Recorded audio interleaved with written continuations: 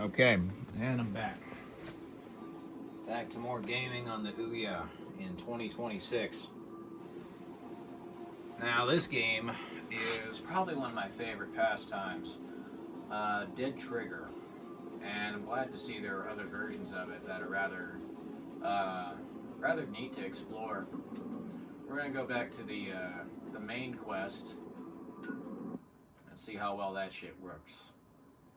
But yeah, it's not exactly the most technically sound thing in the world. It has its issues, but one thing that's pretty cool is they have ads for some of their other games, Shadowgun, The Leftover, and they fit more cohesively into the world and art design of this. Um, they do have Shadowgun, the first one, on here, but I couldn't tell you what happened to The Leftovers. It seems to have disappeared. But that is a fun way of promoting your other work, is just like an in-game, in-world billboard. And I don't hardly see that anymore in games unless it's like for some fucking Geico commercial or just gross shit about STDs and sexualized cartoon characters. It's just like, how would you do something fun like this where you have dudes in gas masks fitting in world in a zombie game, for fuck's sake? Like, if you're gonna have advertisements, can they be relevant to the situation that you're in instead of just, fuck you, give me your money? Literally, fuck you, give me your money. I would prefer that the advertisements fit the setting too, and that's what they do here.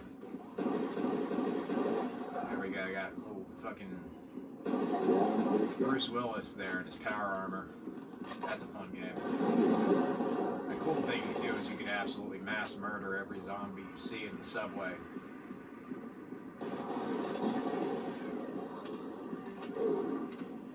Zombies eat flesh.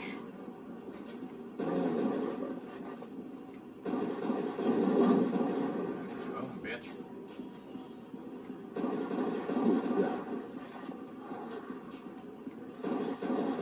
Coming for me. Now, the thing about the ammo system in this game is it's actually kind of interesting. You're given ammo for your other guns on intervals, so you never technically run out, but you will be forced at certain points to switch your ammo up. So if you want to use the pistol, you're not going to have unlimited ammo on the pistol technically if you only use the pistol here. If you switch to the Scorpion, you will be just given it. Even if I don't pick up the ammo pickups, I'll still have ammo for the Scorpion because it will just give me ammo for it at random intervals. Now, I don't know why, but I imagine the reason is so you can't just get too comfortable with one gun and shoot it forever. But I do like that system. It's a neat idea. And it does help keep the gameplay sort of casual. And it keeps it from becoming too difficult too quickly. So what I need to do is I need to go in here to the subway and bring the box to the extraction point. They don't give you points based on time, so this actually isn't a halfway bad method to farm zombie kills if you need them. At least from what I can see, they tend to give you more so points based upon how many zombies, or how not points, but cash there. They give you cash based upon how many zombies you manage to kill.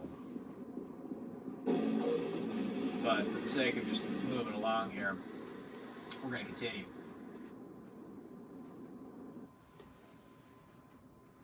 So, that's the other main mission. I'm going to see what we got here. So the main quest, one of them is, you got to help Rockstock.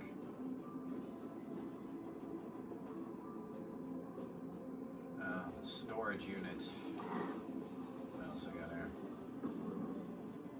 Kill all infected. Search when encountered a small group of infected. They look relatively isolated. An ideal chance to perfect our shooting skills. Alright, well, fuck around with that next time. If it's still there. I don't know if it'll be or not. I'm just doing the main quest. There's a box filled with family photos. Find them and the reward will be yours. Let's rock.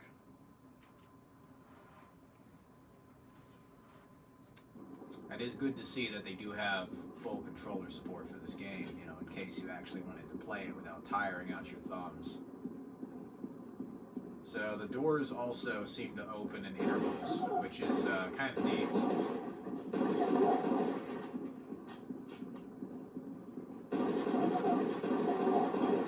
But especially like the hit reactions, I think, are pretty good.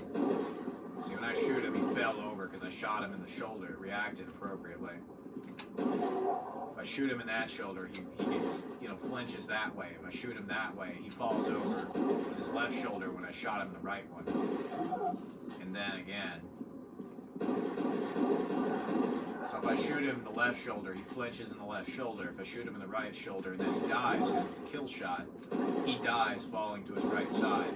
See, that guy, he died falling to his left side. It's a subtle detail, but they actually did add a seemingly decent amount of polish for what's supposedly, you know, a video game most people don't think about because they just played it while taking a shit and being depressed about politics or something. Which seems to be the cliche trend that most people do now. Also, you gotta look for them little fucking gun cases because they tend to have money in them. That's something that seems to either have been totally gone in newer versions, or I can't seem to find them anymore for some reason. But anyway, one thing I do like about this is, as you can see, the Scorpion does not deal the most damage in the world, but it has a bullet spread that actually is seemingly very effective, all things considered. Like, it's not the most accurate thing in the world, but I do like it because it seems to kill a shitload of zombies. It also stun locks the fuck out of them. So you don't want to aim dead on or you won't get a headshot.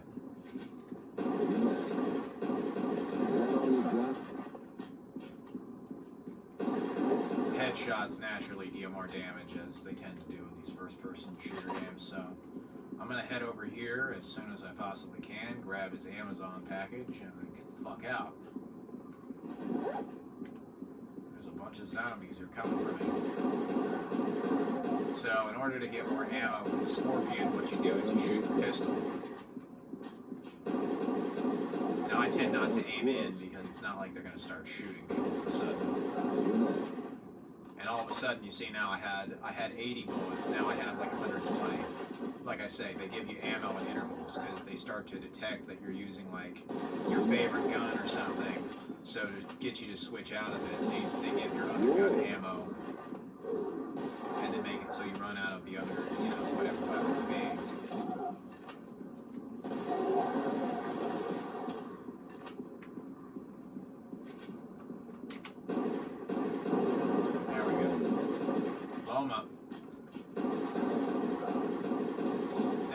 Stay here for a little bit. Just get somewhat close to them and try to fuck them up. There we go. Alright, time to move. So this was the opening. Now for some reason it stopped raining, but when the game was opening in this, there were a bunch of like rain particles with water going down the side of these vents. It was pretty good. But yeah, as you can kind of see, they most of this is not particularly high poly. It's very low poly. I mean, considering most of this seems to just be some fairly basic geometry with low-res textures that are fairly dirty. That's doing most of the heavy lifting for them. I don't imagine most of these are particularly over like a 512 resolution texture. But they don't really need to be, considering it's just like the game's textures consistently look dirty and worn and fucked up across the board. So even though you're going back to the same, I don't know, 5 or so places over and over, it doesn't feel too terribly repetitive. Especially stuff like this concrete don't seem to have very many looping looking textures. They have different metal sheets on them and other stuff like that.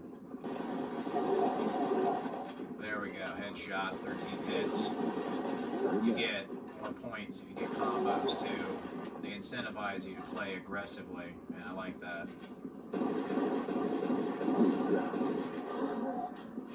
Oh fuck, they're starting to hit me.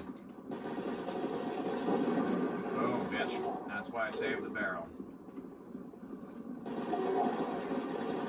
Let's see how many hits I can get with this sucker before I get out of All here. you got.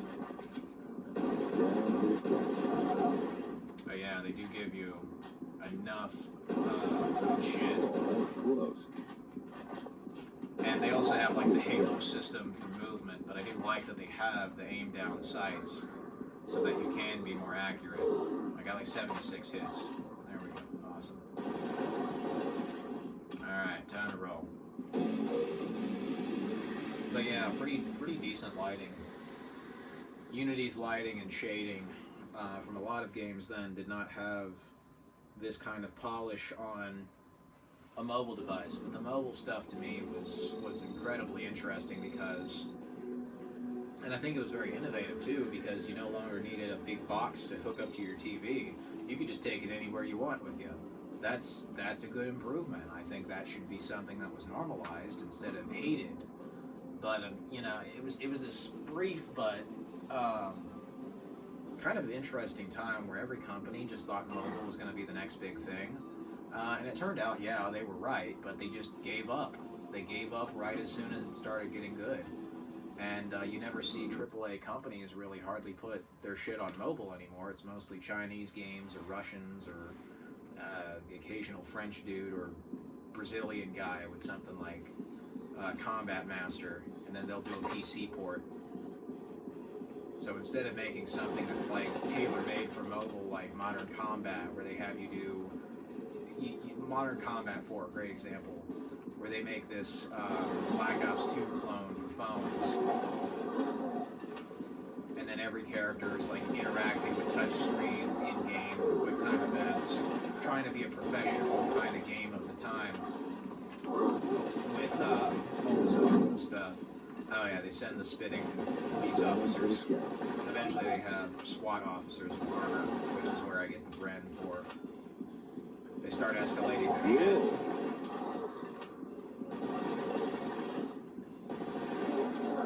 But yeah, this is about the time where they start sending the cops who spit big balls of Kool-Aid at you.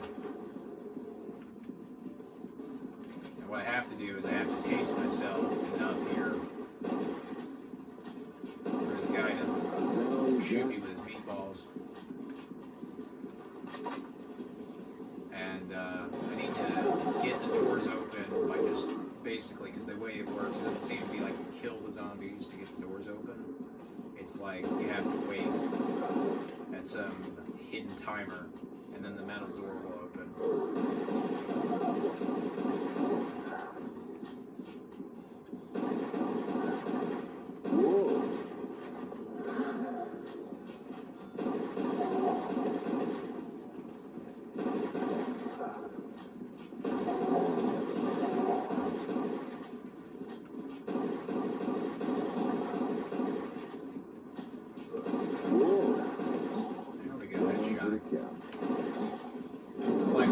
Also talks too. It's pretty cool. But anyway, as I was saying, it's like, you know, it kind of gets overlooked where games like these were actually doing some pretty nice innovations, but what they may lack graphically, they certainly make up for with enthusiasm.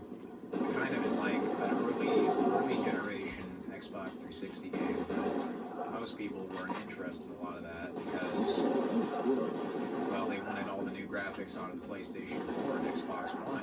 Those consoles end up being a shit show where they're constantly moving the goalpost as to what is acceptable to put in a fucking video game and how broken the shit can be, as opposed to actually innovating something like maybe adding more cool guns like they were doing for a while. A game like Halo 5, I imagine, would be absolutely beloved in terms of multiplayer, especially if all of those cool guns they added were, you know, in a loot box system with paywalls. Remove the paywall system and just make it like they give it to you at random intervals. Perfect. That's totally fine. Also, I like that. They don't point a neon sign that you can get money for that. You just kind of bump into it. smart game design that also doesn't have like some big fucking light glowing saying, hey, I'm a lazy bastard, I don't actually want to do my job. This is the spot where you find the hidden bonus money.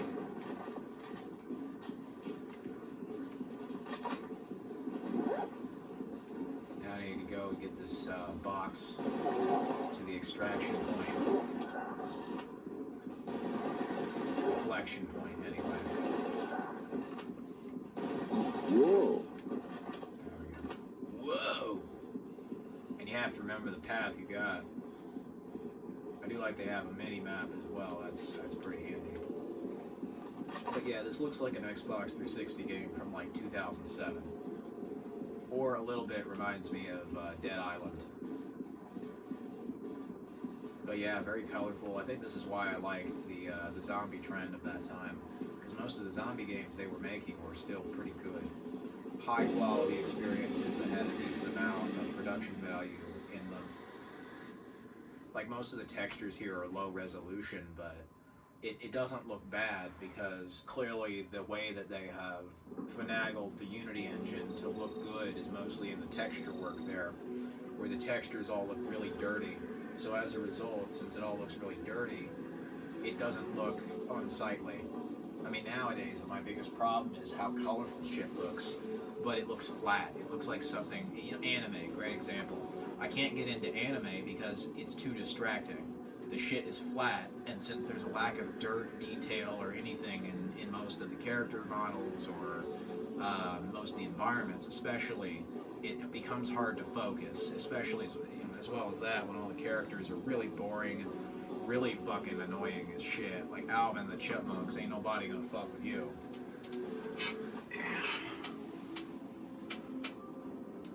Couple that, like, there's a weird fucking obsession with a bunch of schoolgirls being sexualized, and it's just, no thank you. I'd rather play the video game these people were making where you shoot monsters like this, but no, apparently not. Alright, so actually before I get into this, I'm gonna hold on. I can find the pause button. There we go. Good. I'm going to exit this. Go back to New Hope. Or not go to New Hope. I'm going to exit the game.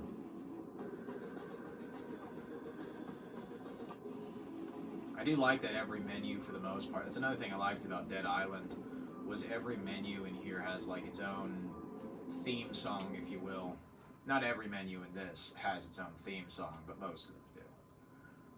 This is kind of what I'm getting at. So I try to make it so this doesn't overload the Ouya. That's why I might be leaving this sucker, because when I went into the arena, I got to like wave 8 and I lost $5,000, which early game is pretty valuable, because if I hadn't had the game crash on me, I would have had like $10,000 and I could go try to save up for the ammo upgrade especially, but no dice. So my favorite map is Stadium of the Dead. You wouldn't know it because every time I played one of these, the game fucking crashed. But I'm going to show you it, and I'm going to have it on video this time. So, here goes nothing. Stadium of the Dead. Now, in here, there's one detail that's not in the final Android version that I've been playing. There's all these like little particles that go around. This is on the lowest settings too. It's not particularly bad looking, all things considered, but it seems to me like the final version did have a slight graphical downgrade, which is a little weird. I mean, most of those water effects, I don't imagine they went anywhere. They're probably still on some, I don't know, some schmuck's hard drive who made this game. But what I found is, with the graphics of stuff like this, and animations too, if you just add like Unreal Engine 4's lighting and then FXAA, you can get that shit looking and running really good. Oddly enough, the like early Xbox 360 graphics that they have are totally compatible with next-gen PlayStation 4 lighting of the time. Now, the reason why I use Unreal 4 is A, stability, and B, I don't have a bunch of stupid idiots in suits telling me how I can and cannot make my game. You know, if I choose an engine, it's because I have control over it and I can do what the fuck I like with it. Not that I'm trying to have my game be shoehorned into your limited and narrow vision of what fucking graphics can be. I want to make my own graphics. If your engine can't support that, I'm not using Unreal 5. Simple as that. Plus, the performance is really shitty on an old computer. I know that basically most companies haven't been innovating since Windows 7 of all things, so it's like, okay, why not just go back to a computer that works with Windows 7, and there you go. Because most of those games would look great. You know, all they would need is better lighting, and I think I've demonstrated that with my game, where I have rain and fire and smoke and algae and elephants and zombies and jellyfish and sharks, blood rivers, all kinds of cool shit. And I'm really trying to push the density as opposed to the fidelity, because I think that's just something that is missing in far too many Unreal Engine games, is they feel like they're empty, like they don't have any life to them. The shit's constantly static, it never moves. So even if it doesn't have physics, which I'm fine with a game like this, if I shoot this, it doesn't destroy itself, you know. I'm fine with shooting this and all I get is sparks. If it doesn't run well and doesn't look good, like look at the way they do the blood here, that's pretty good. He doesn't get on the character's legs, and he doesn't seem to have legs. You can't even look down that far. But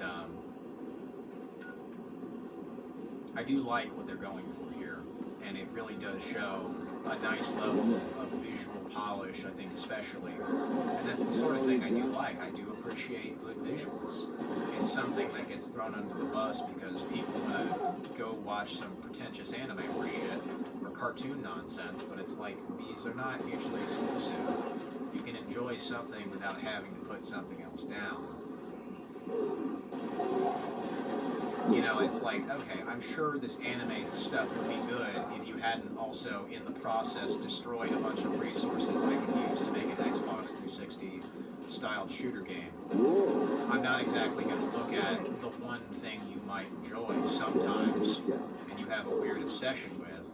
I'm going to look at the 5 things you killed in the process, you know, it's like, how is that fair? You know, it seems more so you're using this as an excuse to just destroy shit than it is you actually cared about this thing. And that's what I noticed. It's like, okay, yeah, it might look colorful and happy on the surface, but I've known multiple people who've gotten into this thing, and it's just no interest to me because I see what it does to them. Like a great example, 3 fucking examples. I had 3 friends. I'm not going to say their names. I'll say a couple of names. Damien was a friend I had in middle school. And I grew up very much with this sort of action movie stuff. I didn't play most of these games because I couldn't afford them. And I was simply too young. My parents did not approve of a lot of me playing these kinds of games because there was the whole violent video game craze. Like, a bunch of Christians and politicians were like, yeah, no, fuck these violent video games over and over. No surprise, they still are. But it would be fairly simple things.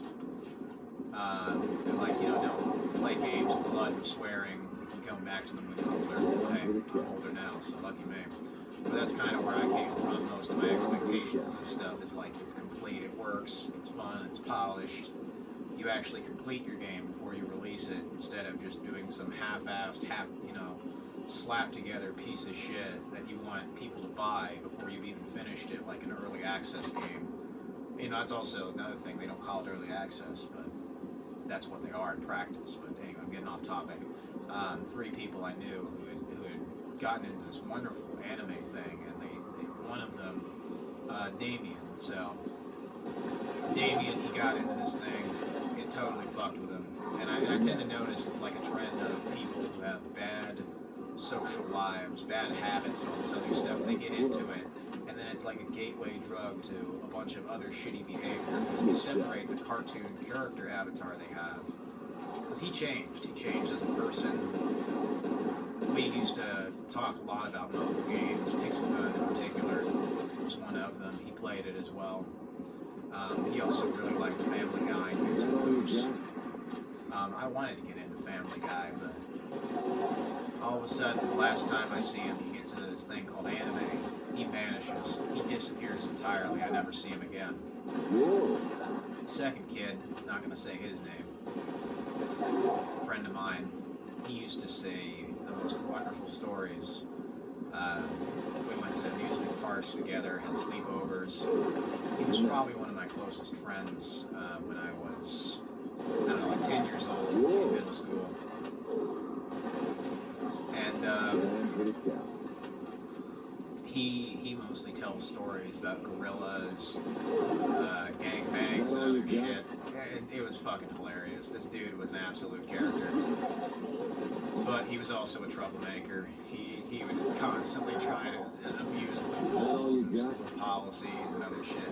He was absolutely funny as fuck. You always have that one friend, or at least I did, always have that one friend who was a troublemaker and who did absolutely not, like Fred and George, if you will. In my case, Damien and that kid. Kind of my Fred and George of the days. And last thing he says is, hey, I was wondering if you wanted to come to my place and watch this cool thing called anime. I'm getting into this one.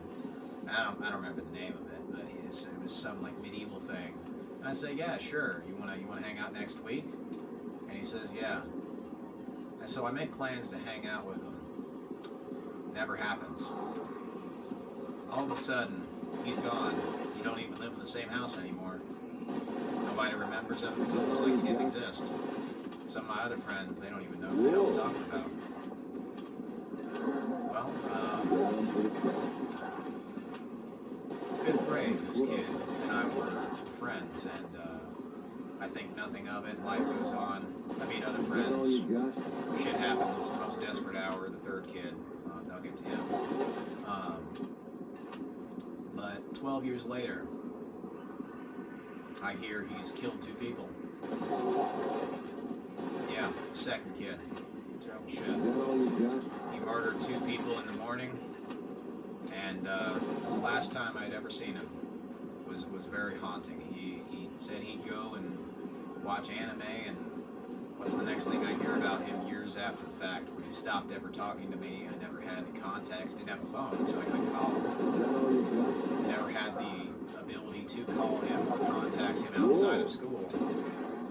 So, push comes to shove, and eventually the next thing I hear 12 years later is he's killed 2 people. Now once is tragic, twice is a coincidence, but 3 times is a pattern, and it's something I can't ignore. Now, 3rd guy, he was Caden. I've been kind of outspoken about him, the most desperate hour guy. He was probably one of my closest friends I had for the longest time growing up, and he went through all kinds of shit. He was autistic, and he pulled out his hair constantly. He had it hard in life. Couldn't wake up, barely fucking move in a lot of cases, was kind of weak. Started suffering with all kinds of terrible shit in his house, his home. Couldn't drive consistently. A bunch of policies were being changed to force him to go to school a much earlier time, which directly violated a lot of his disability and just basic human rights, which terrible time thanks to Obama and Joe Biden. Not a fan of them, especially considering they had no reason to treat us like that. But it led to a lot of consolidation, and that's not something I'm a fan of. But what can you do? They don't have to go and eat their own dog shit, so why the fuck would they care? Speaking of dog shit, the school lunches especially, I checked the school lunches, mostly full of soy, straight up, have no nutritional value whatsoever, yet they expect you to pay for it.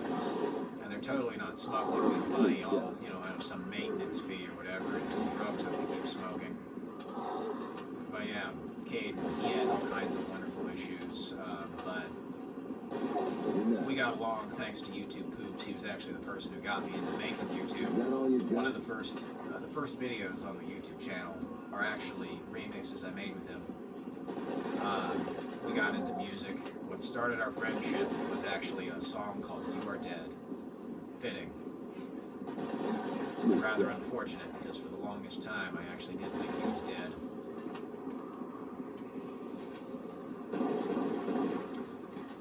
Like most people who go through depression, he had a bunch of healthy outlets, but slowly but surely started closing them all off to try and sleep more and more. Because when you're not exactly able to die, what you'd rather do is just sleep forever. Most times he wouldn't keep a consistent sleep schedule. He would be there when we'd want to do something fun, like play Mario on his Wii U. He'd be there for that. He'd mostly be there for Nintendo stuff. But slowly but surely, he started missing more and more of these little hangouts we would do. We used to hang out every week, make music, drink soda, play video games, watch YouTube poops, and just react to weird shit we found online. And it was really fun. It was nice to have somebody who shared this strange interest of mine where you make YouTube poops and mockeries out of whatever it be. And he fully understood the humor, he got it. But he started becoming more and more distant over the years, and it kind of deteriorated into him choosing anime and all this other stuff over choosing to be with his friends who he had scheduled, because I wasn't his only friend, but he would schedule a meet-up or hang out, whatever it be, and instead he would rather just watch anime or go on Twitter and be a unicorn or whatever it be. I don't know. Like a bunch of kids nowadays I hear are being furries, and I mean, when they treat them like animals, I can't entirely blame them now. It's fucking weird, but hey, shit happens. Alright, now this is where it crashed last time. Good detail I like is the joggers actually do go over the hurdles, so I'm gonna have I think it was either 6 or 8. I can't remember entirely. I just played this shit late into the night. But what I'm going to do is I'm going to let them kill me after a certain wave. I'm going to see if I can survive this one. If I can't, then I'll cut my losses and just have a zombie absolutely happy for breakfast.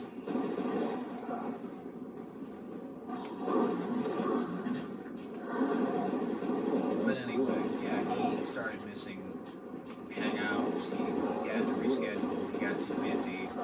As it be, it starts slowly but eventually deteriorates into the truth of, falling out. I don't like this person anymore, but instead of just telling them outright and having them be able to deal with it, maybe introduce them to someone else or something. No. It has to be at your expense, as it is. And that's unfortunately the path he chose. He started to get into Xanax to try and stay awake, doing drugs, getting into all kinds of race politics and other more shit. He was like 15 at the time as well, so that kind of thing didn't interest me, because what was interesting to me was video games. What was interesting to me, still is interesting to me, is rock music or techno stuff or interesting projects, video game development, YouTube poops, just creating stuff, creating funny, entertaining stuff, not just dwelling in your misery and fucking being depressed and lonely all the time. I mean, if not for Caden, I probably wouldn't have ever started this YouTube channel, because he showed me how easy it is to do something like that. And, I mean, I wanted to be there for my friend. I wanted to help him with whatever was there if he'd allow it. But he stopped caring to allow it. And when he would ask me of things, he did get pissed off that I gave him an answer he didn't like. It's like, well, dude, you said you wanted help with this or that thing. Well, you can't exactly be pissed when I helped you with that thing. Oh, well, you helped me with this thing in a way that I don't like. What? What the fuck are these bullshit semantics? I mean, just like, I enjoy being your friend. Is that the problem? Oh, he wouldn't specify. He'd never specify. Now, I mean, I could take a few guesses. Maybe he thought I was being too pushy, and, maybe it was just more so naturally like we were only friends out of spite, or friends because we just didn't want to be lonely. So it might not be the best fucking relationship to start on. But, you know, shit's bound to happen. Finish me. Nah, take me down. Ah, he got me. I like that though. Fucking quick time event. You get a last chance to live. But anyway. Yeah, we used to hang out quite a lot. It was about the span of 3 years. Then COVID happens. He starts really distancing himself, and a pandemic and other shit. Gets into a lot of Freemason stuff and Satan worship, and inevitably it takes him down a dark path he doesn't ever come back from. And there was never really a goodbye, just a thank you, I suppose. Thank you for drinking sodas over the years, but I'm not in the best mental state, and I don't think it's like a good idea to continue the friendship. Was like the most I'd gotten from him. It felt like something that was really just it by the time I was able to coax that out of him and figure out what the fuck the problem was, it was just a rabbit hole. I mean, like, if he'd been straight with me, I would have helped him out, but he threw me under the bus, so yeah, I fucking walked. You know, it's a shitty thing to do to your friend. It's like, okay, if you are having mental health issues, if you're having all this other shit, why didn't you just tell me? Oh, because it's embarrassing. He's addicted to pornography. Dog, that's what Jesus is for. If you are afraid of your inability to court a woman, trust me, go to church. He kept throwing out that opportunity. And he missed the forest for the trees, if you will. And he let this bottle up because his dad and his mom and his sister are very Christian. His sister also was very antisocial, but it was things like those that I noticed he would take out his frustrations into his Mario work. He tried to have the character I write die in a tornado, because we used to make a little Mario machinima series. And yeah, it was a real shame. It was a real shame to have him do that. And you know, I was going to get into this cool thing with him. We were going to watch it together. It was called JoJo's Bizarre Adventure.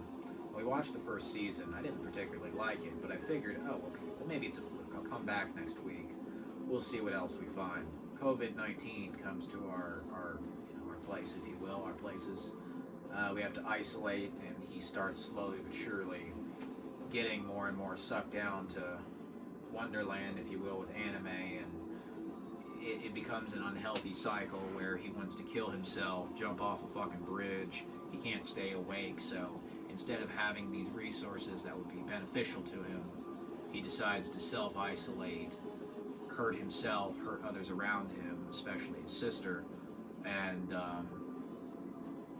yeah, things really get out of hand from there. And it's once again, what did I see? A number of family issues that the people who talked about were not upfront about. Like Damien, he was bipolar. The second kid, he had like Asperger's or something, which is why he told those stories. Or he had issues with autism or whatever else it be. But you couldn't know what's going on in people's lives like that, especially when you're a kid. You're very easily swayed by this sorts of shit, which is why often most people kind of frown upon showing a lot of sexual shit to kids, you know, indecent exposure, that kind of stuff. It's very fucked up and inappropriate. You should not be showing that to children for any reason, because they become familiar with these terms. I mean, what do you see happen? Exactly. It was something that used to be in like the 2010s. It's like, you know, this is why I don't care for all these virtual characters. It's why I don't care for any of this shit. It's not real. This isn't, you know, AI. It's not real. It's surveillance. You're talking to yourself, and it's a fucking text-to-speech piece of code. It's a fucking 0 or a 1. That's not a person. Or you have all of these anime apps. Oh, talk to this person, or this Riz app, or whatever the fuck else. Flirting apps, gay stuff. It doesn't go anywhere. And it's not designed to go anywhere. It's only designed to distract you from things that really matter. designed to distract you from having fun playing what you actually enjoy or doing what you actually enjoy. And that was what I noticed with all of these three people, was a lack of desire to make their situation better. So instead they stewed in their misery. And for a while I was convinced I should do the same, until I saw 3 times, well,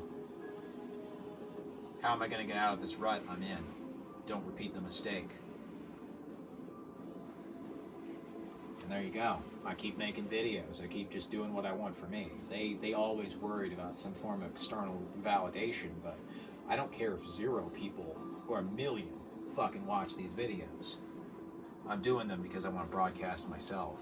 And that was the thing that got me the most, and still does get me the most form of viewer retention, subscribers, interaction. All of a sudden, I stopped caring about people caring about, my videos, and then they care about my videos because it's something that comes from the heart. This is some totally niche within a niche. This is an old version of a mobile game on a console. It's like 5 layers of niche. So, yeah. Old console, old mobile game, old version of old mobile game, on old hardware from a USB, from a friend who I contacted from some other, well, not a friend, he was a random stranger who became a friend, so there you go. It's sometimes with social media ain't dead. It's not exactly impossible to just ask a simple question. Hey, you have that cool build of this game I'd like. Can I please have it? And he says, yeah. Simple as that. Done. Social media ain't dead. Streaming ain't dead. Where the fuck you looking? Some people think it's not, some people think it's only what you look at. Sometimes it's where. YouTube, the way I was using it, was very self-destructive and stupid, and of course, because YouTube wants money and ads and retention to feed me those ads, which is why they incentivize longer content and other stuff, they're just going to feed me more negative cycle and loop you in. It's a self-defeating cycle of sorts, where you get focused and fixated on terrible shit, so terrible shit keeps happening and snowballing, and it distracts you from doing something good for yourself. And that's kind of the thing I noticed, was consistently that's what people fall for. That's what my friends fell for. And breaking that cycle was very, very hard, but all it takes is one step at a time. That's all it takes. Do what you want for you. Views be damned. It's not like it matters at the end anyway. I mean, look at PewDiePie. Look at these big YouTubers. Look at all these big people, and what do you see? I see sadness. I see hatred. I see contempt. I see people who aren't happy because they can't be real celebrities, but yet they're not treated like normal people. They're in this awkward purgatory where they're neither allowed to be normal, but they're not also allowed to be a celebrity like, usual ordeals. Markiplier or MatPat, I mean, hey, you got exceptions, sure, but often those are exceptions, not the rules. Rules are pretty simple. Speaking of, I gotta rule out continuing this video because I need to pee. So thank you for watching very much. I appreciate it. Take care.